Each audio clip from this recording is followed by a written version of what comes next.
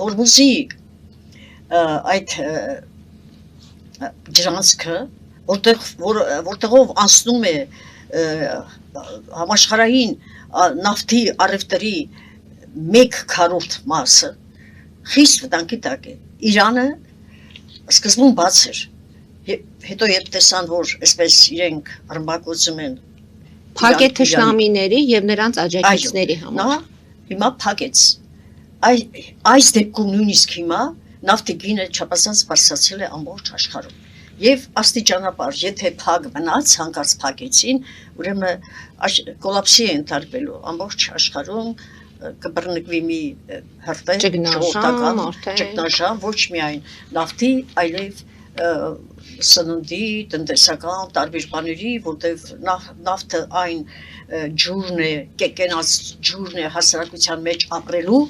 որը միջոց է ստեղծում ամեն ինչի կփակվի նաև պարարտանյութերի տանող ճանապարհները